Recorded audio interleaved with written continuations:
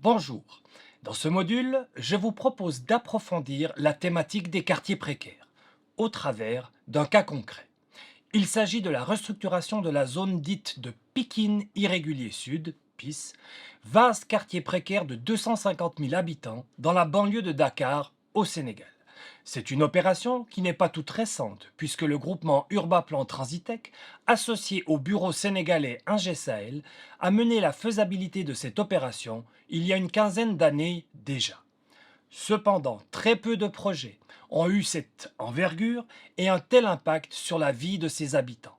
Cela en fait aujourd'hui encore un projet emblématique. Pour être plus digeste, je vous propose deux vidéos. La première présente le contexte général du projet et la méthodologie adoptée pour élaborer son étude de faisabilité. La deuxième vidéo qui vous présentera le contenu de cette faisabilité, mais aussi des enseignements et des images prises cette année et qui témoignent des mutations générées par le projet.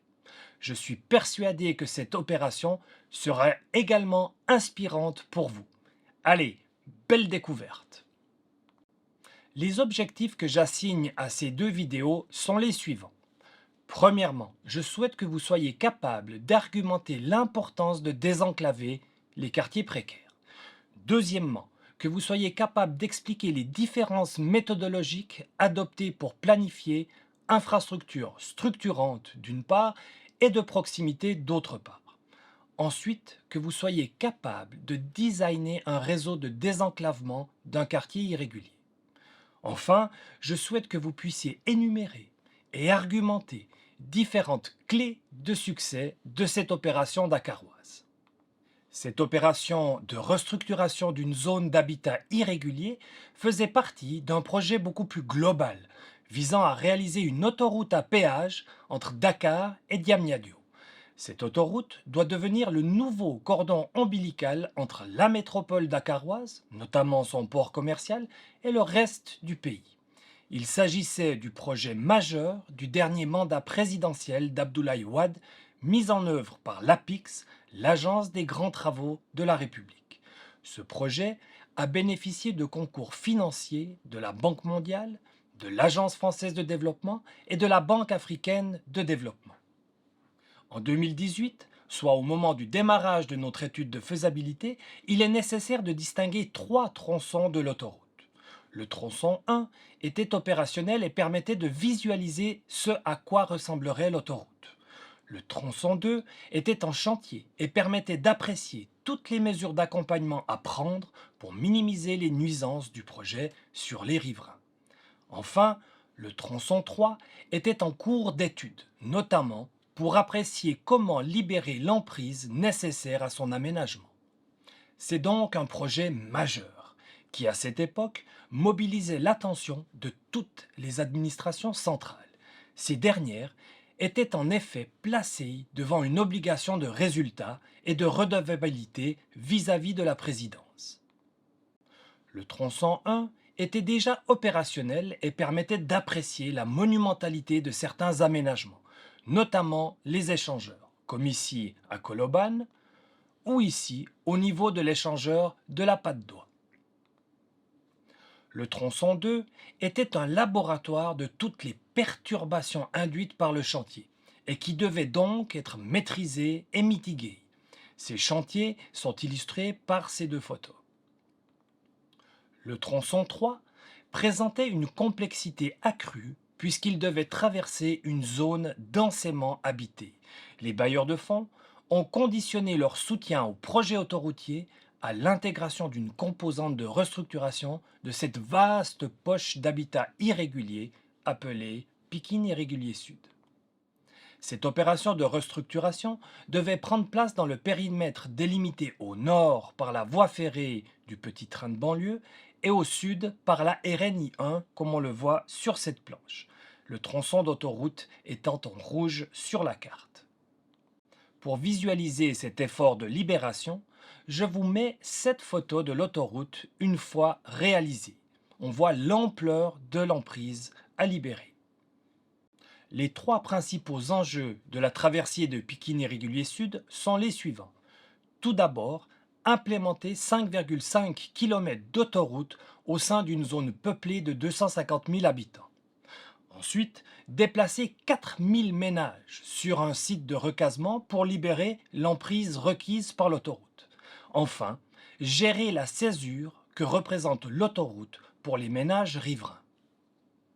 Une singularité de cette étude de faisabilité a été la dynamique collaborative qui s'est instaurée entre les différents services techniques concernés, la Banque mondiale et notre groupement. Sous l'égide de l'APIX, plusieurs séances de travail se sont tenues et ont permis de faire évoluer les objectifs, la méthodologie et le périmètre de l'étude. Cela requiert une certaine ouverture d'esprit de la part de toutes les parties prenantes et une véritable confiance mutuelle entre ces dernières. Au travers des slides suivants, je vous présente cette méthodologie de travail. Au cours de la tâche 1, nous avons procédé à une évaluation des interventions passées et actuelles dans les quartiers précaires dakarois. Nous avons donc identifié ce qui justifiait d'être répliqué à Pikine et ce qui semblait beaucoup moins pertinent pour notre zone d'intervention. Au cours de la tâche 2, nous avons établi un diagnostic. Ce dernier a compris différentes activités. Tout d'abord, une enquête socio-économique. Elle nous a permis de mieux comprendre les conditions de vie des citadins.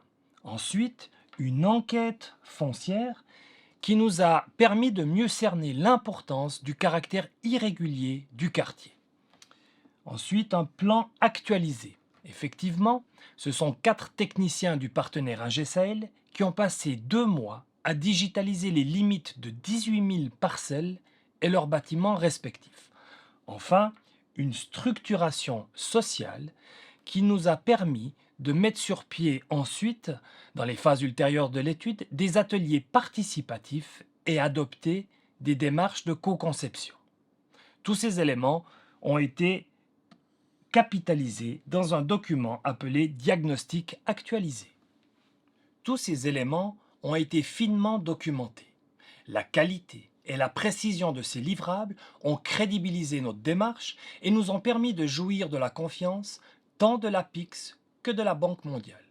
Il convient de relever la qualité du travail porté par les experts sénégalais de notre groupement, mobilisés sous la houlette d'un brillant chef d'orchestre, notre confrère Papa Ahmed Keïta.